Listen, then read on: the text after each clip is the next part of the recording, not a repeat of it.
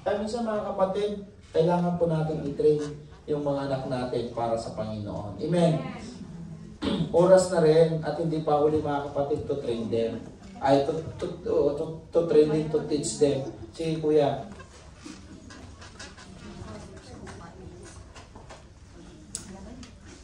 Ang pagdisiplina kasi mga kapatid, ito yung pangatlong role ng isang magulang na lalaki na maka-Diyos. Kailangan niya i-disiplina ang kanyang anak. Ang pagdisiplina, kailangan marunong ka rin magdisiplina sa sarili. Yes. Hindi mo pwedeng sabihin sa anak mo na bawal kang manigarilyo tapos ikaw nakahawak ng... Oh, diba? Totoo ba yun? Yes. When you speak about discipline, first to apply the discipline is yourself. Ang dami kasing mga magulang ngayon na pinagsasabihan yung mga anak, pero sila, hindi naman. Pero kung maka-Diyos yan na ama, alam niya yan. Tama po ba? Amen. Discipline starts with me. Yes. Dapat yun ang sinasabi natin. Discipline starts with me. Dinidisiplinahan mo ang isang tao, tapos ikaw hindi. Bawal kang mag-parking dyan ha. Sasabihin mo sana sa isang sakyan na bawal ang parking, pero ikaw, nagpa-parking. So, anong tingin niya sa'yo? Langgong, pulala niya mo nito paano. Di ba? Alam niyo mga kapatid, when it comes to discipline, ito yung mahirap i-adapt ng mga tao. Di ba? At alam niyo, when I speak this word, it is not just only about the father. Para sa mga father yan, okay lang. Lalabasin ko na lang dito. Sa mga father naman ang binibigyan ng message ni Pastor, no. Not just only a fathers. Kahit naman tayo mga mothers, di ba? Yes. Bakit? Pag nagdidisiplina ka sa anak mo, oy, paglabas mo, huwag kang magdadamit ng ganyan na nakikita na yung kinakakaran mo. Pero ito, paglabas mo naman. O, di ba? Dapat kung ano yung sinabi mo, dapat yun ito. Yes. Ito po yung lagi kong sinasabi mga kapatid. Your talk must be backed up by your walk. Di ba kung ano yung sinasabi mo, ginagawa ko rin dapat. Kung nag-a-advise ka mga kapatid. So ang pagdidisiplina, alam niyo ang pagdidisiplina, ito yung part na masakit talaga. Di ba? Yung teaching madali lang. Yung pagpakita ng integridad sa anak, mga kapatid, madali lang yon. Pero yung pagdidisiplina, ito yung part na pinakamasakit. That even God discipline us as well. Even God discipline His people in His time. Tama? How many times God discipline Israel in His time? Grabe. Mas mahirap. God allowed him to suffer. Yes.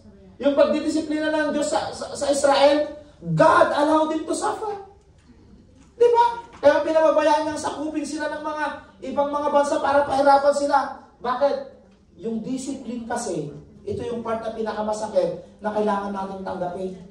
Kaya sabi dito mga kapatid in Hebrews chapter 12 verse 7, endure hardship as discipline. Di ba? God is treating you as His children for what children are not disciplined by their father. Totoo naman.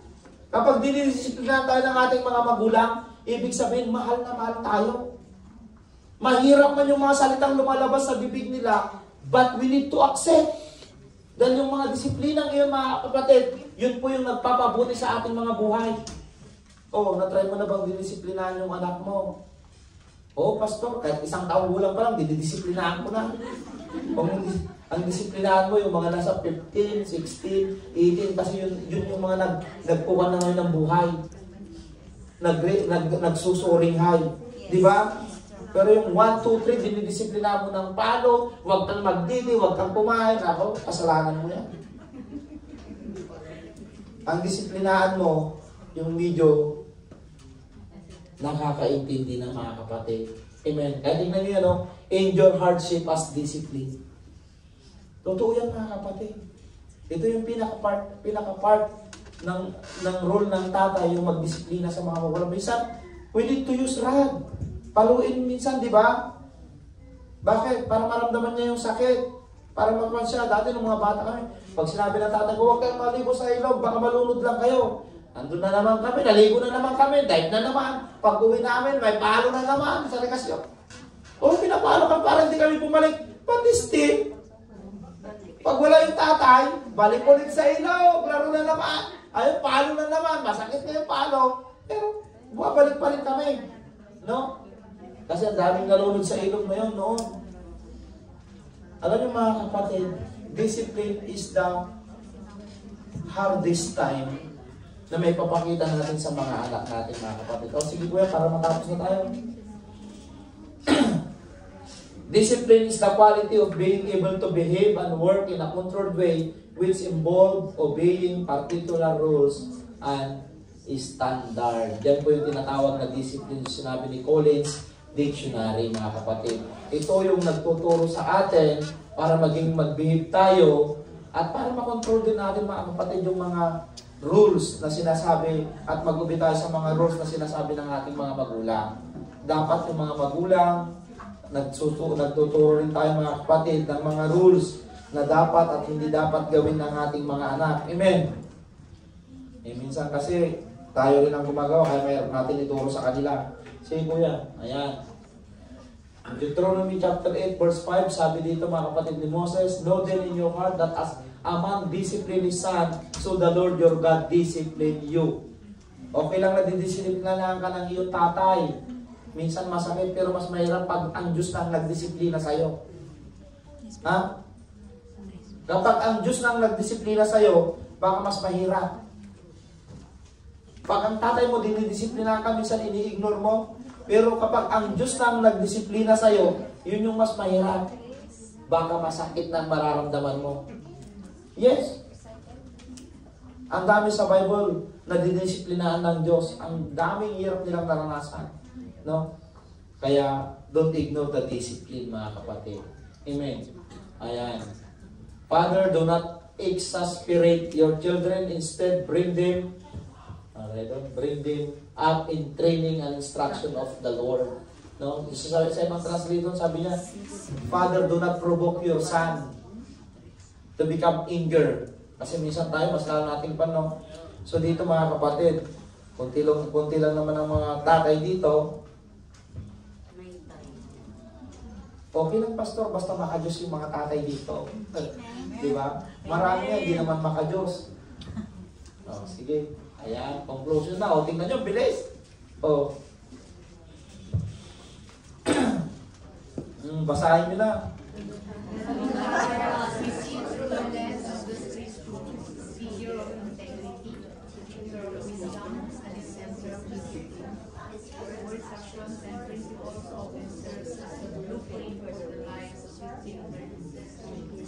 Naintindihan po natin, mga kapatid. Basahin ko ulit.